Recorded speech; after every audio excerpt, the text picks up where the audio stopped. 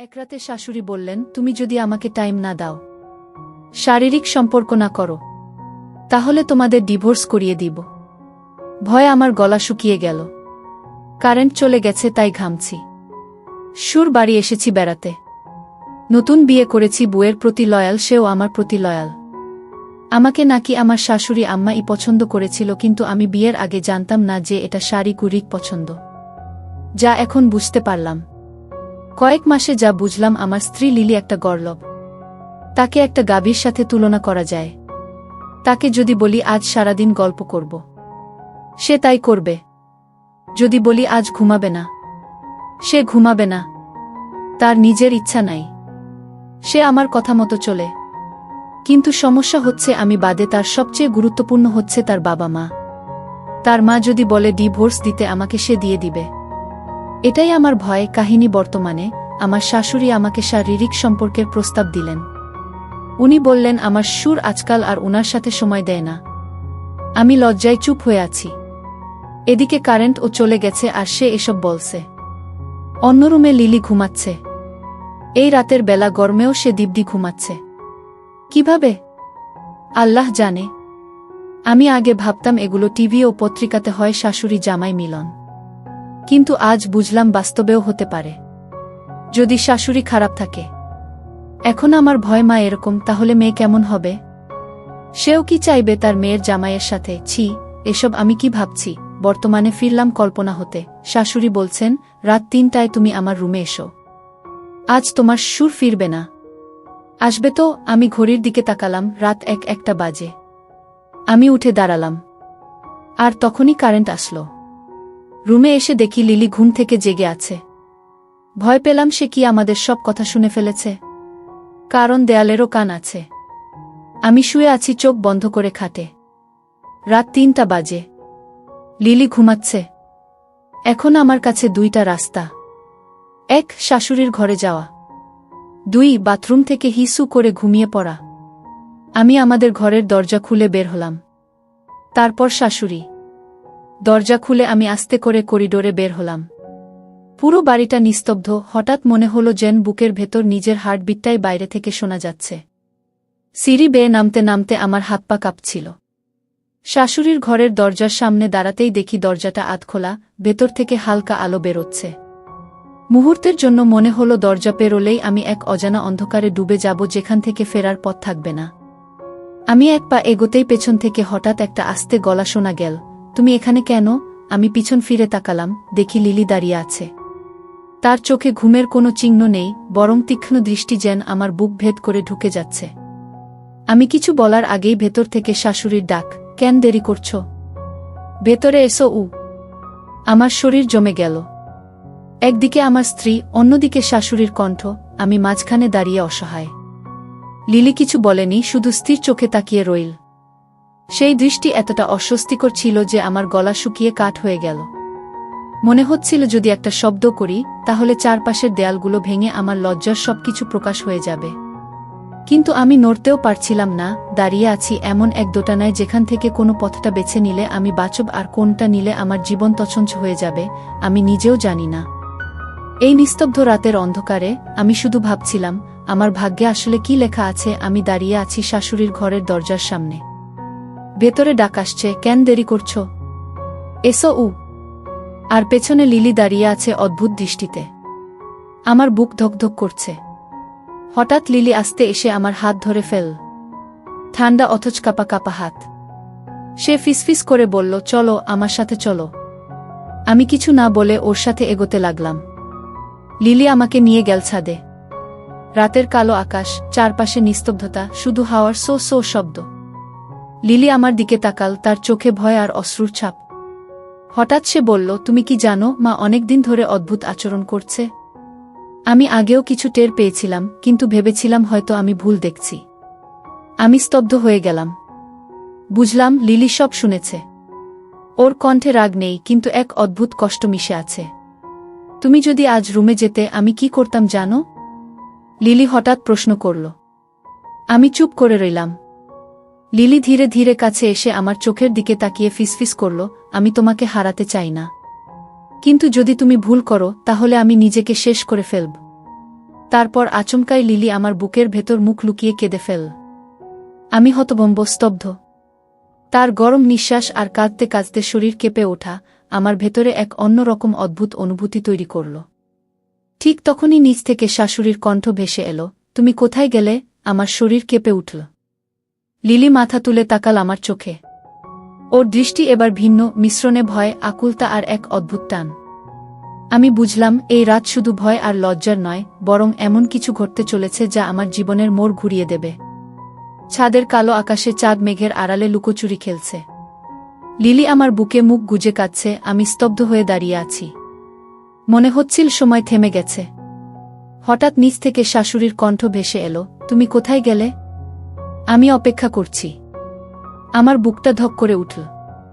Lily গলা তুলে আমার চোখে তাকাল। ওর চোখে এক অদ্ভুত দ্বিধা, যেন সে কিছু ঠিক করে ফেলেছে। লিলি আস্তে করে আমার হাত চেপে ধরল, তারপর ফিসফিস করে বলল, চলো নেমে যাই। আমি অবাক হয়ে তাকালাম। মনে হচ্ছিল ও হয়তো আমাকে বাঁচাতে চাইছে, আবার হয়তো সামনে এক ভয়ানক ঝড়ের মুখোমুখি করে দেবে। আমরা ধীরে ধীরে সিঁড়ি বেয়ে নিচে নামলাম। আমার বুকের ভেতর প্রতিটা ধাপের সাথে যেন আগুন জ্বলছিল। শাশুড়ির ঘরের সামনে পৌঁছাতেই দরজা পুরো খুলে গেল। আলোয় ভেসে উঠলেন উনি, আমার শাশুড়ি।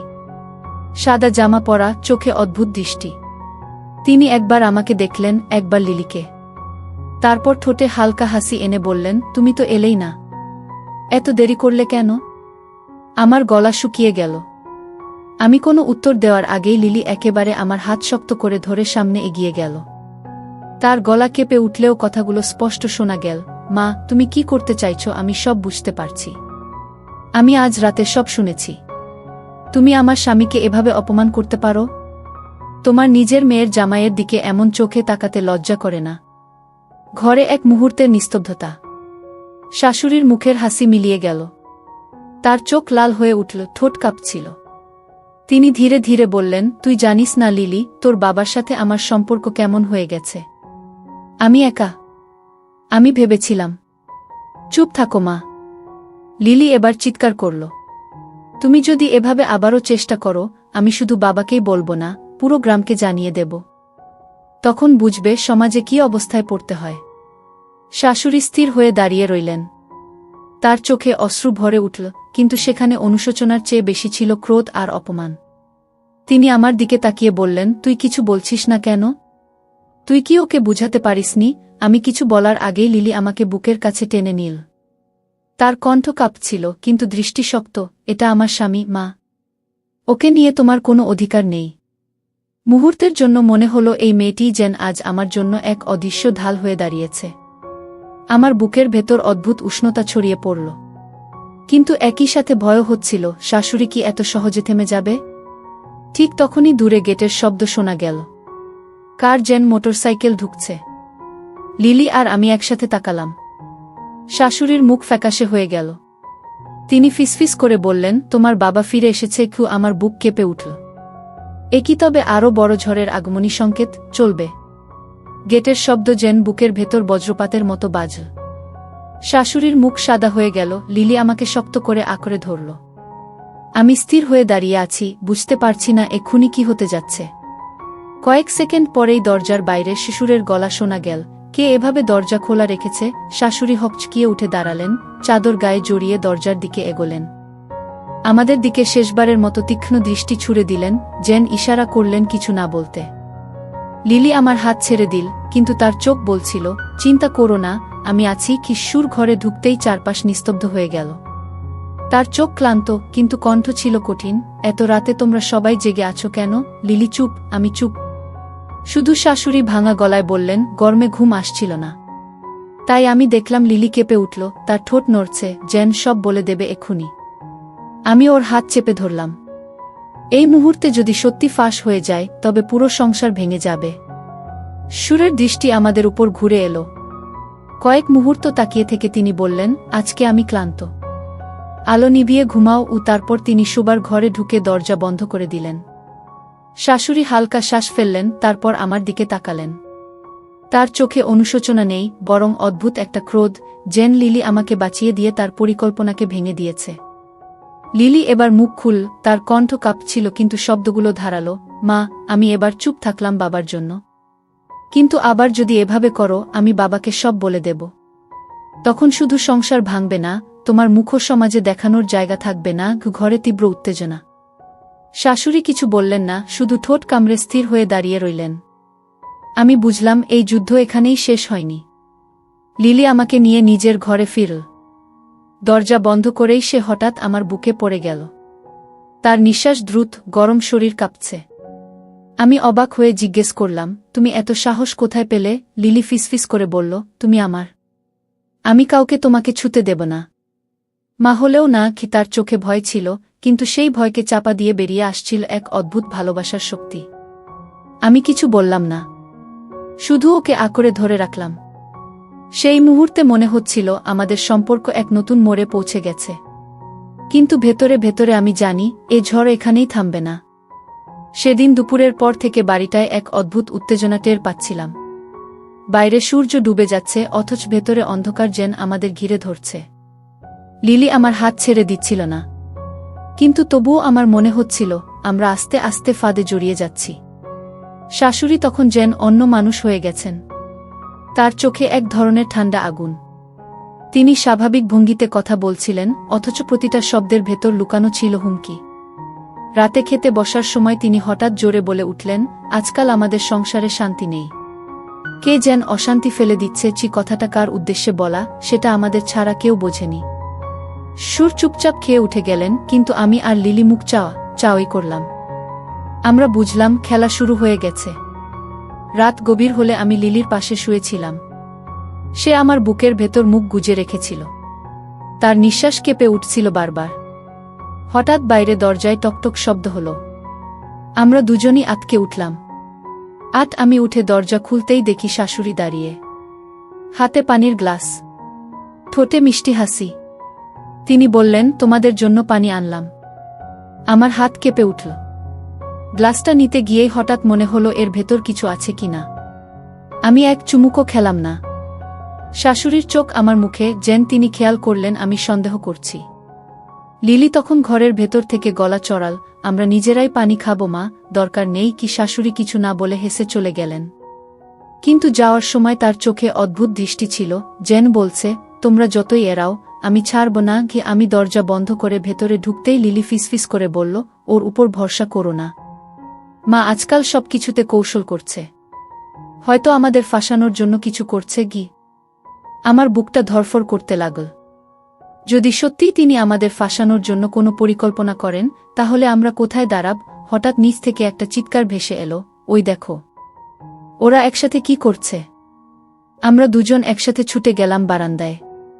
দেখি বাড়ির কাজে রাখা এক আত্মীয়, যার চোখে শাশুড়ি অনেক আগেই কিছু সন্দেহ ঢুকিয়ে দিয়েছে, সে সবাইকে ডাকাডাকি করছে। তার গলার আওয়াজ শুনে আশেপাশের বাড়ি থেকেও একজন এগিয়ে আসছে। শাশুড়ি নিচে দাঁড়িয়ে, মুখে কান্নার ভান, গলা উঁচু করে বলছেন, আমার জামাই আর মেয়ে দুজন মিলে আমাকে অপমান করেছে। তোমরা সবাই বিচার করো। আমার বুক ফেটে যাচ্ছিল। গ্রামের সামনে এভাবে যদি আমাদের নাম ছড়িয়ে পড়ে, তবে আমি আর লিলির জীবন শেষ। লিলি আমার হাত ধরে বলল, তুমি ভেবো না, আমি তোমাকে ছাড়ব না। মা যতই চেষ্টা করুক, আমি সবাইকে সত্যটা বলবো। কিন্তু আমার মনে হচ্ছিল, সত্য বললেও কি মানুষ বিশ্বাস করবে? নাকি উল্টে আরও ভয়াবহ বিপদে পড়ে যাব আমরা? এই রাতটা হয়তো আমাদের জীবনের সবচেয়ে ভয়ঙ্কর রাত হয়ে দাঁড়াতে যাচ্ছে। বাড়ির উঠোনে মুহূর্তের মধ্যে ভিড় জমে গেল। আশেপাশের প্রতিবেশীরা টর্চলাইট হাতে ছুটে এল। শাশুড়ি তখন উঠোনের মাঝখানে দাঁড়িয়ে বুক চাপড়াচ্ছেন, চোখ থেকে পানি ঝরছে, গলা উঁচু করে বলছেন, আমার মেয়ের জামাই আমার ইজ্জত নিতে চেয়েছে। আমি কি এ বয়সে এসব সহ্য করব? তোমরা সবাই বিচার করো। চারদিক গুঞ্জনে ভরে উঠল। কেউ বলছে, এই কি সত্যি? কেউ বলছে, শাশুড়ির মুখ থেকে এমন কথা বের হলে নিশ্চয়ই কারণ আছে। আমার মাথার ভেতর বজ্রপাতের মতো বাজল। আমি কিছু বলতে যাচ্ছিলাম, লিলি তখন আমার সামনে দাঁড়িয়ে গেল। ওর চোখ লাল হয়ে আছে, কিন্তু দৃষ্টি অদ্ভুত। সে চিৎকার করে বলল, সব মিথ্যে। আমার মা ইচ্ছা করেই এসব বানাচ্ছেন। উনি আমাদের ফাঁসাতে চাইছেন, কারণ উনি নিজেই আমার স্বামীকে কুপ্রস্তাব দিয়েছেন। প্রথমে কেউ বিশ্বাস করতে চাইল না। চারদিক থেকে অবিশ্বাসের আওয়াজ উঠল। একজন বলল, মেয়ে কি কখনো মায়ের বিরুদ্ধে এমন কথা বলে? আরেকজন বলল, হয়তো জামাইকে বাঁচাতে বানিয়ে বলছে। শাশুড়ি তখন কপালে হাত রেখে কাঁদছেন, আমার আপন মেয়ে আমাকেই দোষারোপ করছে। আমার এ বয়সে আর কি বাকি রইল। আল্লাহ, পরিস্থিতি আরও ভয়ঙ্কর হয়ে উঠল। সুর তখন ঘর থেকে বের হয়ে এলেন। তার মুখ গম্ভীর, চোখ ভয়ঙ্কর। তিনি ভিড় ঠেলে সামনে এসে গর্জে উঠলেন, এখানে কি হচ্ছে? কার সাহস হলো আমার পরিবারের নামে কলঙ্ক লাগায়? সবাই একসাথে চুপ হয়ে গেল। শাশুড়ি তৎক্ষণাৎ তার পায়ের কাছে গিয়ে বসে পড়লেন, শোনো, তোমার জামাই আমাকে অপমান করেছে। আমি সব সহ্য করেছি, কিন্তু আজ পারলাম না। আমি বাঁচতে চাই না। আমি এগিয়ে গেলাম, বুক ধরফর করছে। আমি বলতে গেলাম, কিন্তু গলা শুকিয়ে গেল। ঠিক তখন লিলি শ্বশুরের সামনে দাঁড়িয়ে চিৎকার করে বলল, সব মিথ্যে। বাবা, মায়ে আমার স্বামীকে কুপ্রস্তাব দিয়েছেন। উনি যদি আবারও মিথ্যে বলেন, আমি হাত কেটে ফেলব সামনে, সবার সামনে। এই কথায় চারদিক গুঞ্জনে ভরে গেল। গ্রামবাসীরা হতভম্ব। কেউ বিশ্বাস করছে শাশুড়িকে, কেউ লিলিকে। সুর স্থির হয়ে গেলেন। তার চোখ একবার স্ত্রীর দিকে, একবার মেয়ের দিকে, আরেকবার আমার দিকে। হঠাৎ তিনি গর্জে উঠলেন, সত্যি না মিথ্যে আমি নিজে বের করব। কাল সকালে গ্রামের মুরব্বিদের ডাকব। সবার সামনে বিচার হবে। উঠোনের বাতাস জমে গেল। শাশুড়ির মুখ ফ্যাকাশে হয়ে গেল, তবু চোখে ক্রোধের আগুন। লিলি আমার হাত শক্ত করে ধরল, তার ঠোঁট কাঁপছিল। আমি বুঝলাম, আগামী ভোর আমাদের জন্য শুধু বিচার নয়, হয়তো জীবনমরণের পরীক্ষা হয়ে উঠতে যাচ্ছে। সকাল হতেই গ্রামের মসজিদের সামনে বড় অঙ্গনে সবাই জড়ো হল। মুরব্বিরা এসে বসলেন, চারদিকে মানুষের ভিড়। আমি আর লিলি একসাথে দাঁড়িয়ে আছি। বুকের ভেতর ধকধক করছে। শাশুড়ি মাথায় ওড়না টেনে মুখ নামিয়ে বসে আছেন, কিন্তু চোখে সেই চিরচেনা ভান করা কান্না। শ্বশুর সবাইকে উদ্দেশ্য করে বললেন, আজ রাতে আমাদের পরিবারে যা ঘটেছে তার সত্য বের না হলে আমি কাউকে মুখ দেখাতে পারব না। তাই তোমাদের সামনে বিচার বসালাম। প্রথমে শাশুড়ি কথা বললেন। কেঁদে কেটে বললেন, আমি একটা দুঃখী স্ত্রী, স্বামী আমাকে ভালোবাসে না। আমি শুধু সংসার টিকিয়ে রাখতে চাইছিলাম। অথচ আমার মেয়ের জামাই, সে আমার ইজ্জতের দিকে হাত বাড়িয়েছে। আমি রাতের বেলা নিজের ঘরে বসে আল্লাহকে ডাকছিলাম, তখনই সে মানুষজন গুঞ্জন তুলল। অনেকেই মাথা নাড়ল, কারণ সমাজে একজন শাশুড়ির কথা এত সহজে মিথ্যে মনে হয় না। এরপর লিলি দাঁড়াল। তার চোখে অশ্রু, কিন্তু কণ্ঠ শক্ত, সব মিথ্যে। আমার মায়ে আমার স্বামীকে কুপ্রস্তাব দিয়েছেন। আমি নিজে কান দিয়ে শুনেছি। রাত ৩টায় উনি আমার স্বামীকে ঘরে ডাকছিলেন। আমি ওকে বাঁচিয়েছি। আমার মা নিজের লজ্জা ঢাকতে এখন উল্টো অভিযোগ করছেন। চারদিক আবার সরব হল। কেউ বিশ্বাস করল লিলিকে, কেউ করল না। আমি এতক্ষণ চুপ ছিলাম। এবার উঠে দাঁড়ালাম। বুক ধরফর করছিল, কিন্তু স্পষ্ট গলায় বললাম, আমি কিছুই চাইনি। আমি শুধু আমার সংসার চেয়েছি। শাশুড়ি আম্মা আমাকে যেদিন থেকে চাপ দিতে শুরু করলেন, সেদিন থেকেই আমি ভয়ে ভয়ে আছি। কিন্তু আজ আমি আর চুপ থাকতে পারব না। উনি যদি সত্যিই নির্দোষ হন, তবে আমি শপথ করে বলছি, আল্লাহ আমাকে ধ্বংস করুন। আর যদি আমি সত্যি বলি, তবে আল্লাহর কাছে চাই উনি নিজের অপরাধের শাস্তি পান। ও সবাই স্তব্ধ হয়ে গেল। মুহূর্তের জন্য যেন বাতাসও থেমে গেল। একজন প্রবীণ মুরব্বী এগিয়ে এলেন। তিনি শাশুড়ির দিকে তাকিয়ে বললেন, বোন, সত্যি কি আল্লাহ ছাড়া কেউ জানে না? কিন্তু মেয়ের মুখে মায়ের বিরুদ্ধে এ অভিযোগ যদি মিথ্যে হতো, তবে সে এত বড় সমাজে দাঁড়িয়ে বলতো না। কারণ এটা তো তার নিজের লজ্জাও। আর জামাইয়ের চোখে আমরা ভয়ের ছাপ দেখেছি, লালসা নয়। তুমি যদি নির্দোষ হতে, তোমার চোখে অপরাধবোধ থাকতো না। শাশুড়ির মুখ ফ্যাকাশে হয়ে গেল। তিনি চুপচাপ বসে রইলেন। হঠাৎ কেঁপে উঠে বললেন, হ্যাঁ, আমি ভুল করেছি। আমি একা হয়ে গিয়েছিলাম। স্বামী আমার দিকে তাকাত না। আমি ভুল পথে ভেবেছিলাম। কিন্তু আমাকে ক্ষমা করুক। চারদিক গুঞ্জনে ভরে উঠল। কেউ বলল, আস্তাগফিরুল্লাহ, কেউ বলল, এমন লজ্জাজনক কাজ। সুর চোখ বন্ধ করে মাথা নিচু করলেন। তার চোখে অশ্রু জমল। তারপর তিনি গলা ভারী করে বললেন, তুমি আমাকে ধ্বংস করলে। আমি সংসারের মানচিত্র ভেঙে গেল গো। শাশুড়ি কাঁদতে কাঁদতে মাটিতে পড়ে গেলেন। লিলি আমার হাত শক্ত করে ধরেছিল। ওর চোখে অশ্রু, কিন্তু মুখে দিতা, আমি তোমাকে বাঁচালাম। আজ থেকে আমাদের সংসার হবে শুধু আমাদের। সেদিন থেকে আমাদের জীবন অন্য পথে চলে গেল। শাশুড়িকে শ্বশুর আলাদা ঘরে পাঠালেন, কারো সাথে মেশা কমিয়ে দিলেন। গ্রামবাসী যদিও ফিসফিস করত, কিন্তু আস্তে আস্তে সময়ের সাথে সব থেমে গেল। আমি আর লিলি বুঝলাম, কখনো কখনো সবচেয়ে ভয়ঙ্কর মানুষ আমাদের সবচেয়ে কাছের মানুষই হতে পারে। আর ভালোবাসার আসল মানে হল কঠিন সময়ে পাশে দাঁড়ানো, বুক চিতিয়ে রক্ষা করা। এই ঘটনাটা আমাদের সংসারকে ভেঙে দেয়নি, বরং আগের চেয়ে শক্ত করেছে। তবে সেই রাতের স্মৃতি আমি কোনোদিন ভুলতে পারব না।